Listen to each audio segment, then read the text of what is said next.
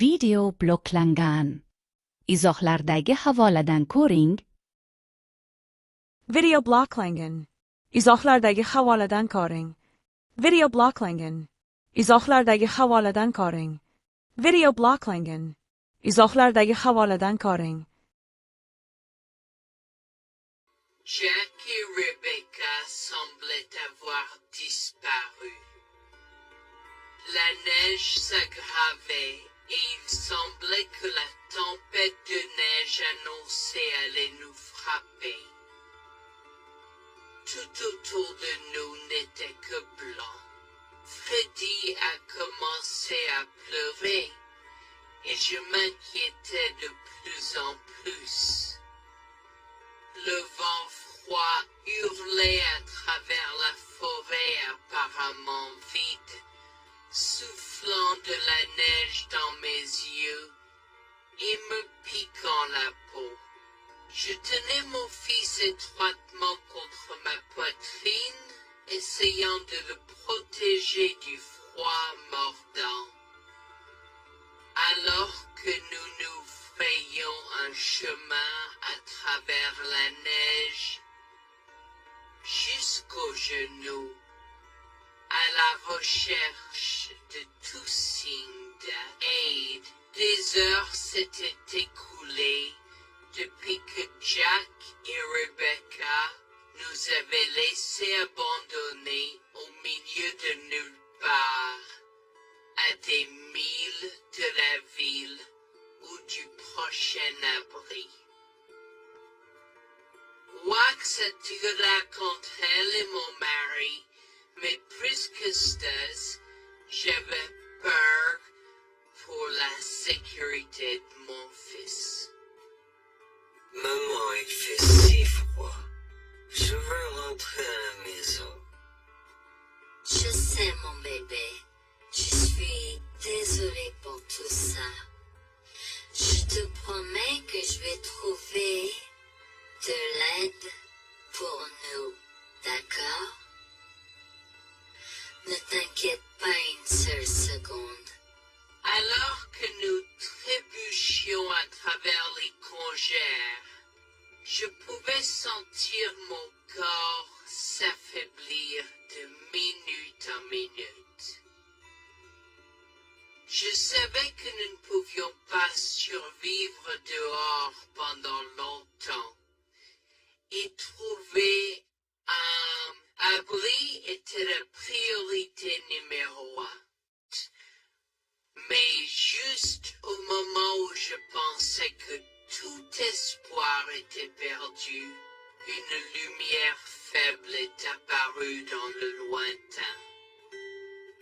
Nous avons trébuché vers elle à moitié aveugle et à moitié gelé, jusqu'à ce que nous atteignions enfin la petite cabane aperçue auparavant, avec ses bouffées de fumée qui s'élevaient toujours dans le vent rude, nichée dans une clairière.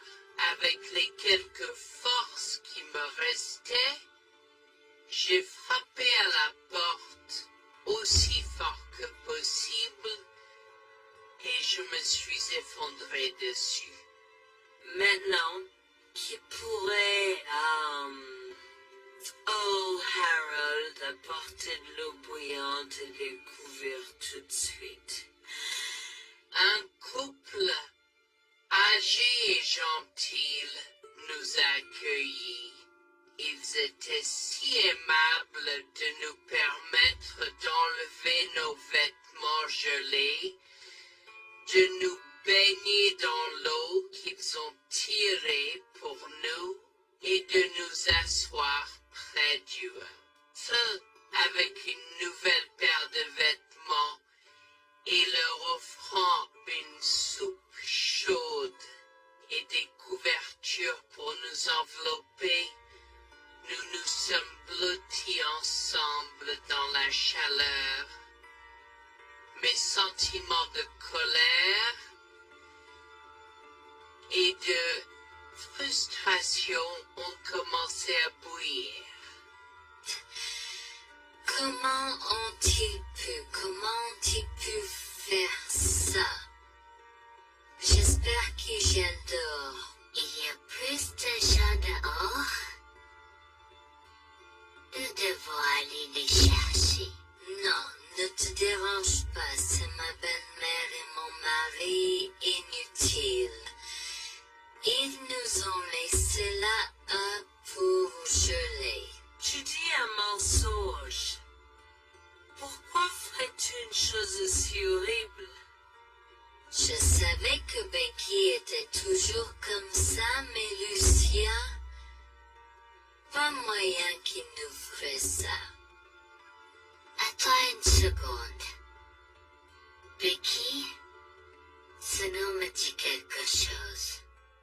Est-ce cette dame avec une fine silhouette, les lèvres pincées et sérieuses tout le temps?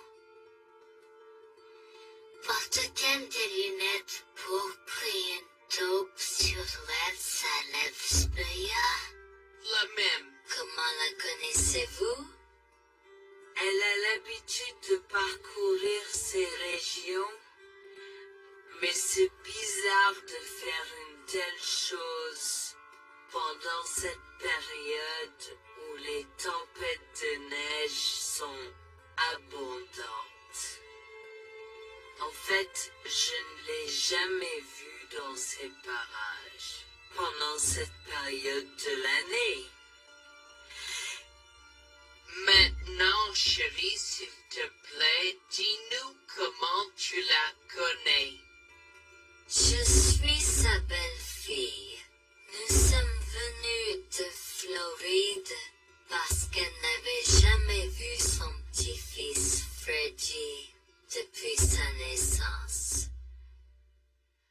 Je voulais vraiment qu'ils se lient d'amitié et se connaissent, mais Anne semblait désintéressée, même après que nous soyons venus de si loin. Freddy était blotti contre moi, endormi dans mes bras, avec un sourire sur son visage. Dieu merci, il allait bien. Dieu merci, il était en sécurité. Comment son petit corps a survécu tout cela? Encore un mystère pour moi. Mais plus je le regardais, plus je devenais frustré par son père, inutile, et sa grand-mère. Elle est magnifique. Cela nous fait pleurer de savoir que ça s'est produit. Vous voyez, nous n'avons pas d'enfants. Nous ne pouvions pas en avoir. Alors nous avons décidé de venir vivre sur les montagnes. C'est la vie que nous avons toujours voulu, mais nous ne pouvons pas combler les lacunes dans nos cœurs. Donc, entendre que quelqu'un qui a la chance d'avoir un tel petit enfant a choisi d'être négligent est quelque chose que nous ne pouvons pas pardonner. Tu sais, j'ai toujours eu un drôle de pressentiment à propos de Becky. Je te l'ai dit, Harold. Cette femme n'est pas normale dans sa tête. J'ai crié après eux leur disant d'attendre pour nous, mais ils ont juste continué à aller de l'avant. Ils m'entendaient, mais ils choisissaient de ne pas m'écouter. Pourquoi aurait-il fait ça? Parfois, nous ne savons pas pourquoi les gens font les mauvaises choses qu'ils font. Tout ce que nous pouvons faire, c'est faire de notre mieux. Nous avons continué à converser de la soirée, et aussi en colère que je fusse. Le vague stade où je me fais cheveux merger parce que je savais que Lucien et moi étions exécurés. Le matin est venu et il semblait que la tempête de neige se soit calmée. J'ai cherché sur divers sites web pour trouver des rapports météorologiques indiquant que c'était maintenant sûr de se déplacer dans la ville. Et la ville. J'ai échangé des coordonnées avec Georgina et Harold, les remerciant pour tout l'amour et les soins qu'ils nous ont montrés. Il n'y a pas besoin de nous remercier. Nous avons juste fait ce qui était juste. N'importe qui, avec la moitié d'un cœur, aurait fait la même chose. S'il vous plaît, laissez-moi vous accompagner chez vous. Harold et Georgina nous ont accompagnés à la résidence et, oh mon Dieu, nous avons trouvé Lucien et Rebecca assis confortablement sur le porche avant, comme si Freddy et moi étions sur le point de mourir la veille. Je suis sorti de la voiture et j'ai commencé à perdre les pédales. Qu'est-ce qui ne va pas chez vous, les gens? Comment pouvez-vous nous laisser là? Tu nous ralentissais et nous voulions voir la cascade gelée. Est-ce que tu plaisantes? Freddy aurait pu mourir la nuit dernière. Tu t'en fous, vous, Lucien? Pour être juste, tu aurais pu simplement rester à la maison si tu n'étais vraiment pas prêt pour cette aventure. Je jure devant Dieu, à ce moment-là, ma vision est devenue rouge. J'étais prêt à attaquer, à donner des coups de pied, à crier et à hurler pour que le monde entier entende à quel point ces gens étaient horribles. Non seulement ils nous ont laissés là, mais ils semblaient ne pas se soucier de ce qu'ils avaient fait. C'était presque comme s'ils essayaient de nous tuer. Avant que je ne puisse lancer une série d'actions et de mots qui ne pourraient pas être repris, Harold m'a retenu, me disant de me calmer, car Freddy était toujours dans la voiture avec Georgina. En assistant à toute cette scène, il m'a fallu un moment pour me calmer. Mais même si j'avais calmé, j'étais toujours agressif et argumentatif. Vous nous avez laissés là. Nous aurions pu mourir, Lucien. Tu t'en fous de ça? Tu t'en fous que ta mère ait essayé de nous tuer? Ne sois pas dramatique, Noémie. Elle n'essayait pas de faire ça. Regarde la raison pour laquelle nous ne sommes pas revenus te chercher, parce que nous savions que tu trouverais de l'aide et un abri. Je veux dire, tu as toi-même indiqué cette cabane, n'est-ce pas? Il semble que tu aies obtenu l'aide dont tu avais besoin. Pas grâce à toi ou à ta mère.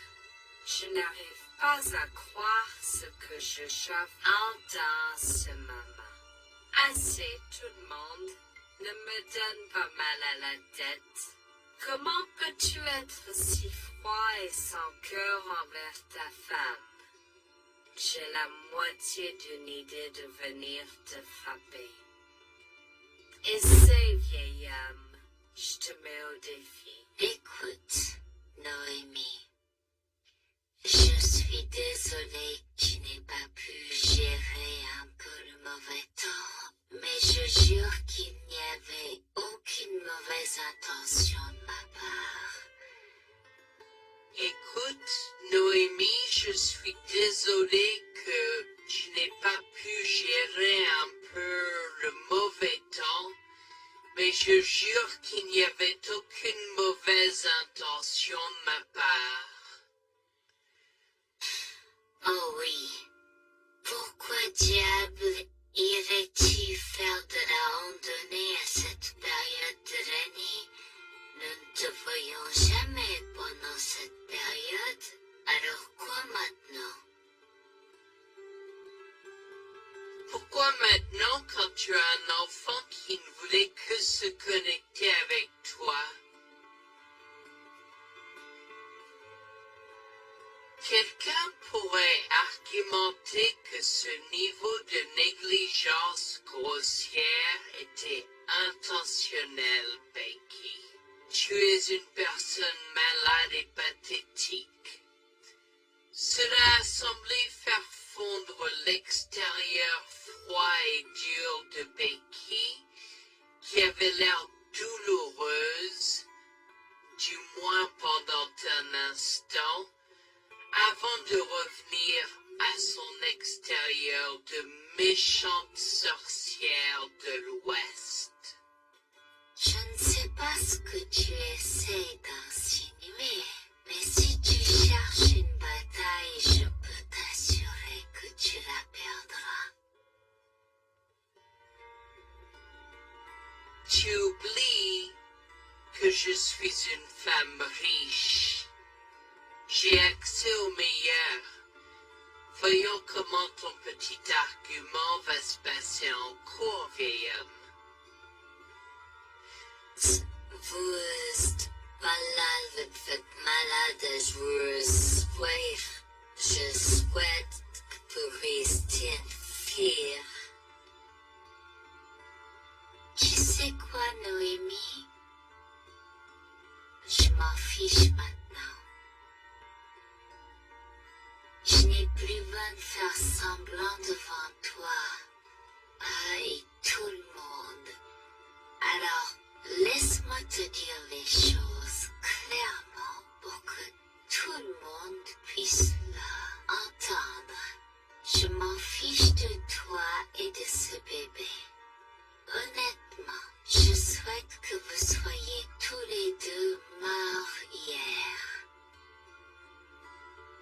Au moins, vous auriez arrêté de me déranger avec vos tentatives pour rencontrer ce bébé. Est-ce que je parais en avoir quelque chose à faire? J'ai fait mon geste vers elle comme si mon corps avait une volonté propre. Je me suis approché d'elle et l'ai giflée. J'ai continué à la gifler et à donner des coups de pied aussi fort que possible jusqu'à ce que Jack et Harold me déchirent. Tu m'es stoppé. Comment osais-je? Comment osez-vous vous asseoir là et défendre cette sorcière? Elle l'avait mérité. Toi, je vais te poursuivre en justice. Comment oses-tu me mettre les mains dessus?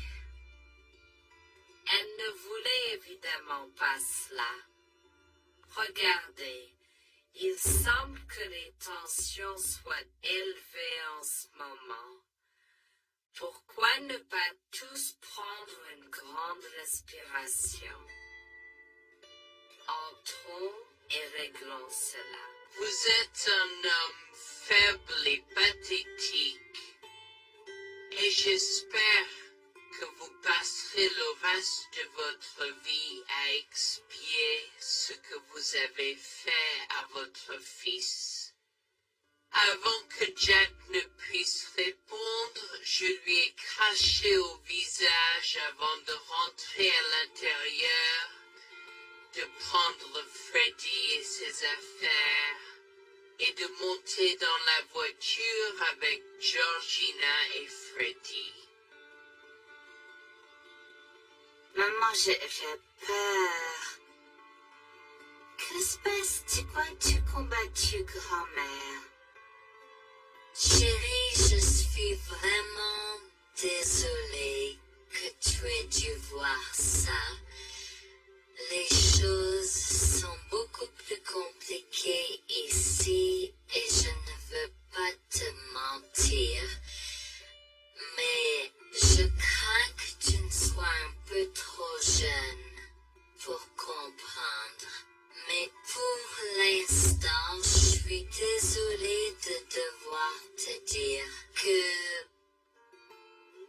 pour l'instant, il semble que grand-mère et papa ne veulent pas de nous ici. Nous ne pouvons pas être ici parce que papa et grand-mère ne sont pas très gentils et je ne veux pas que tu sois autour de personnes qui ne sont pas gentilles. Mais Georgina et Harold sont gentils, n'est-ce pas? Oui, j'aime Georgina et Harold. Harold et Georgina peuvent-ils être mes grands-parents? Oh mon Dieu, mon petit enfant, tu me fais pleurer. Bien sûr, je peux être ta grand-mère. Oh mon Dieu, mon petit enfant, tu me fais pleurer. Bien sûr, je peux être ta grand-mère. Je serai toujours ton ami, et je te promets de prendre soin de toi si tu as besoin de moi. Harold a pris la voiture et nous a emmenés à un hôtel où nous avons pu nous reposer et nous remettre de nos émotions, mais malheureusement tout l'événement était un peu trop difficile à gérer. J'y avais très peur pour l'avenir pour Dieu, tant Freddy que moi, car cela signifiait le divorce. Mais j'avais peur qu'ils obtiennent la garde de Freddy. Décidé de parler à Eugénie et ses propos de la question une fois que Freddy s'était endormi. Que vais-je faire? Je vais aller en prison? Nonsense! Cette sorcière ne portera pas plainte. Et si elle le faisait, elle ne le fera pas. Car nous avons des preuves de sa conspiration pour commettre un meurtre. Comment? Nous sommes toujours préparés, chérie. Nous avons secrètement enregistré toutes les preuves. Maintenant, vous pouvez emporter cet enregistrement avec vous et l'utiliser contre votre mari et belle-mère au tribunal. Vous êtes des anges déguisés. Comment avez-vous fait ça? Quand? Comment? Chut, mon enfant, ne t'inquiète pas de tout ça. Écoute simplement l'enregistrement audio. Nous avons écouté et effectivement toutes les preuves avaient été enregistrées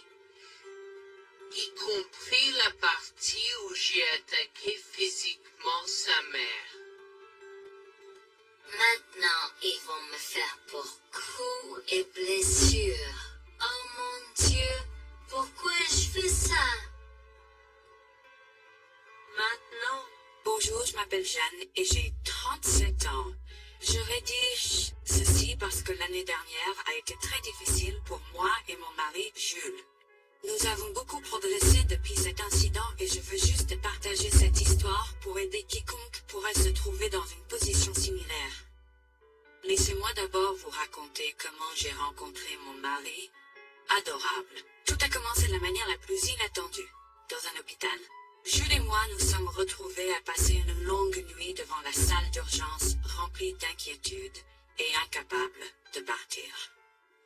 Jules était là parce que sa sœur avait eu un grave accident de voiture alors que ma mère a souffert d'une crise cardiaque.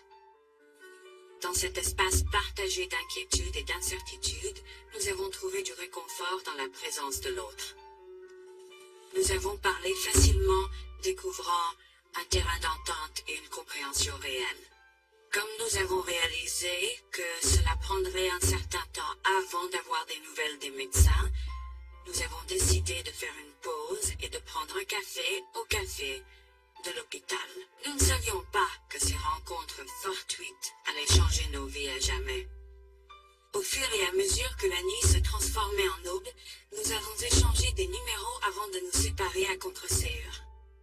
Pendant que la condition de ma mère se stabilisait et qu'elle commençait sa convalescence, la sœur de Jules faisait face à un voyage plus difficile. L'accident l'avait laissée avec de graves lésions de la moelle épinière et des blessures cérébrales, et elle était paralysée de la taille aux pieds. Jules était dévasté, partagé entre le soulagement qu'elle ait survécu et la tristesse face aux défis qu'elle allait maintenant affronter. Au cours des mois suivants, Jules et moi sommes restés en contact. Nous nous soutenons émotionnellement pendant les convalescences de nos proches.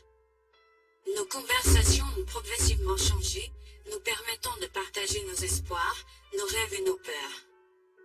Dans l'un de ces échanges sincères, Jules a eu le courage de m'inviter à prendre un café, un rappel significatif de l'endroit où notre connexion avait d'abord fleuri. Notre amour a grandi rapidement, alimenté par la fondation que nous avons construite pendant nos moments les plus sombres.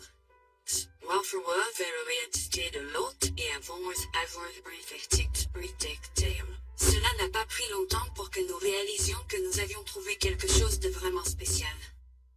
Après 2 ans de fréquentation, Jules m'a demandé en mariage. Avec une joie débordante, j'ai dit oui avec enthousiasme.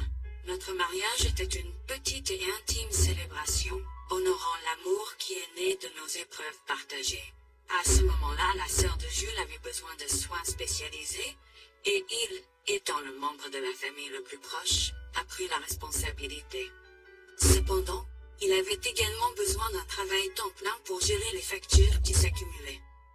Inquiète qu'il soit accablé, Jules a travaillé sans relâche pour subvenir aux besoins de sa sœur et de notre avenir ensemble. Un jour, je l'ai assis et l'ai rassuré en lui disant que nous étions une équipe faisant le défi de la vie ensemble. Chérie, j'ai besoin de te parler de quelque chose d'important. S'il te plaît, prends place. De quoi s'agit-il? Tu as l'air sérieuse, tout va bien? D'une certaine manière, non. Je t'ai vu lutter pendant un certain temps maintenant. Tu sais que tu peux me demander de l'aide, n'est-ce pas? Bien sûr que je le sais. Je ne veux juste pas t'imposer mes problèmes, tu sais. Mon chéri, nous sommes une équipe. Je veux que tu te souviennes toujours de ça. Nous faisons face aux défis de la vie ensemble et il n'y a rien d'individuel dans notre relation, seulement la nôtre. Je veux te soutenir, toi et ta sœur, de toutes les manières possibles. Cela signifie beaucoup pour moi, bébé. Tu as été incroyable tout au long de tout cela. Je ne sais pas ce que je ferais sans toi. C'est exactement pourquoi je voulais en parler. J'ai réfléchi à la prise en charge d'Abby et à l'impact que cela a sur ton travail. Et si nous envisagions de la placer dans une maison de retraite? Et avant que tu ne poses la question, je connais une bonne où ma grand-mère était vraiment heureuse. Elle a même préféré cela à vivre à la sommétaire. Je ne sais pas, je veux dire, c'est une décision importante et risquée à prendre. Je comprends, mais réfléchis, Greg. Cela permettrait de te trouver un meilleur emploi payant pour que nous puissions nous assurer qu'Abby reçoit les soins qu'elle mérite. nous pouvons la visiter. Régulièrement et être toujours là pour elle. Mais cela soulagerait une partie de la charge sur tes épaules. Tu as raison. C'est un choix difficile, mais je fais confiance à ton jugement. Je suis heureuse que tu me laisses enfin t'aider.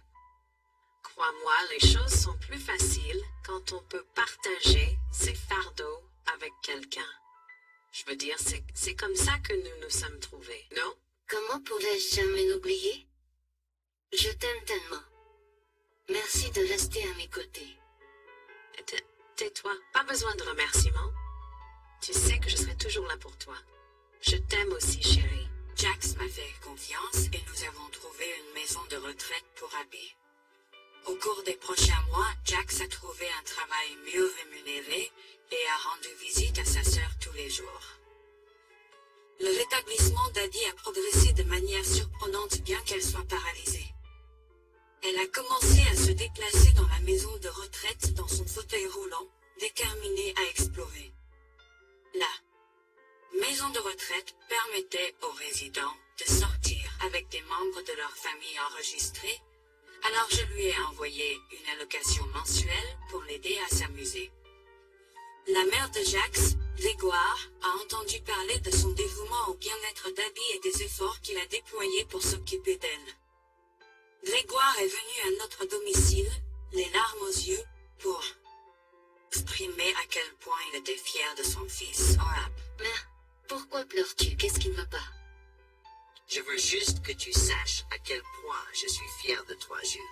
Tu as montré une telle force et compassion en prenant soin d'Abby. Je ne pourrais pas être plus fier d'avoir élevé un fils aussi merveilleux. Eh bien, merci, mère. Je fais juste ce que je peux pour Abby. C'est pas facile, mais je l'aime et je veux m'assurer qu'elle va bien. Tu as fait plus que suffisamment, mon chéri. Je ne veux pas que tu portes ce fardeau seul. Je veux prendre le relais et rendre visite à Abby plus fréquemment. Tu dois te concentrer sur ton travail et ta propre vie. Abby sera bien prise en charge. Fais-moi confiance. Eh bien, ce n'est pas comme si je l'avais fait seule. Jeanne a été à mes côtés, me soutenant à chaque étape du chemin. Nous sommes une équipe et nous sommes tous les deux engagés dans le bien-être d'Adi. Oh, je sais que Jeanne a été là, mais tu as fait tellement, Jules. Il est temps que tu priorises ta propre vie et ta carrière. Abby sera entre de bonnes mains. Fais-moi confiance. D'accord, mère, si tu es sûre de toi, alors j'accepterai. Mais je veux que tu saches que c'était un plaisir de prendre soin d'Abby et que je serai toujours là pour elle, quoi qu'il arrive. Je t'apprécie, Jules, mais il est temps pour toi et Jeanne de vous concentrer sur vos futurs. Fais-moi confiance, ce sera pour le mieux. D'accord, mère, si tu crois que c'est la bonne chose à faire, alors j'irai avec. Promets juste de bien t'occuper d'Abby. Je te le promets, maman, tu peux compter sur moi. Maintenant, m'en va et concentre-toi sur ton travail. Laisse-moi m'occuper de la garde d'Abby. J'ai trouvé l'intérêt subi de Grégoire pour Abby un peu étrange, mais je me suis tue car je savais que ce moment était important pour Jules. L'année suivante, Jules s'est concentré sur son travail et obtenu une augmentation. J'ai également obtenu une augmentation, ce qui nous a permis d'augmenter l'allocation mensuelle de Bob d'Abby. Grégoire a tenu sa promesse, mais il y avait un piège. Il a toujours insisté pour que nous restions occupés par le travail et nous a rappelé à quel point Abby était heureuse avec plus d'argent. Il nous a grondé si nous voulions la visiter et a prétendu qu'il savait ce qui était le mieux pour elle. Grégoire nous a fait appeler avant de rendre visite à Abby, donc il a contrôlé notre accès à elle. En conséquence, nous l'avons vue de moins en moins, mais nous avons continué à lui envoyer l'allocation chaque mois. Je me sentais mal à l'aise par la situation. L'attitude possessive et le comportement contrôlant soudain de Grégoire m'inquiétaient. Il semblait toujours avoir des excuses lorsque Jules avait besoin d'aide avec Abby dans le passé. Cependant, je n'ai rien dit car je savais à quel point Abby était importante pour Jules. Malgré les défis, Jules et moi sommes restés engagés à soutenir Abby. Nous avons tenu notre promesse de fournir une assistance financière, même si nous ne pouvions pas être avec elle autant. Nous avons cru qu'Abby méritait les meilleurs soins. Même si nous ne pouvions pas être avec elle autant, nous avons cru qu'Abby méritait les meilleurs soins et le bonheur, et nous voulions qu'elle ait les moyens de profiter de la vie à fond. Un jour, Jules était un peu trop submergé par le manque d'Abby. Nous nous étions tous les deux beaucoup impliqués dans le travail et n'avions pas eu le temps de lui rendre visite. Nous avons décidé de lui rendre visite sur un coup de tête. Nous ne l'avons pas dit à Grégoire car nous ne voulions pas l'entendre ses remontrances ou ses réprimandes. Avant d'arriver à la maison de retraite, Jules et moi nous sommes arrêtés au supermarché pour acheter à Abby toutes ses collations préférées. Nous étions tous les deux très excités de la voir et de passer du temps de qualité avec elle. J'ai même apporté ma Nintendo Switch pour qu'elle puisse y jouer. Nous sommes entrés et avons immédiatement commencé à chercher Abby, mais nous ne pouvions pas la voir nulle part. Je pensais qu'elle était probablement partie pour un rendez-vous chez le médecin ou qu'elle était probablement dans le jardin. Nous avons trouvé l'infirmière d'Abby, Mme Smith. Elle nous a regardés avec confusion. Excusez-moi, pourriez-vous nous dire où est Abby? Nous la cherchons. Jolie, ne savez-vous pas ce qui s'est passé? Non, nous n'en savons rien. S'il vous plaît, dites-le nous. Que s'est-il passé? Est-ce que Abby va bien? J'ai essayé de contacter Grégoire car il a insisté pour être le point de contact pour toutes les informations concernant Abby, mais il n'a jamais répondu à mes appels. S'il vous plaît, dites-nous simplement ce qui s'est passé. Est-ce que Abby va bien? Je suis vraiment désolée de vous apprendre cette nouvelle. Alors que nous administrions un nouveau médicament à Abby, son corps a eu une réaction sévère.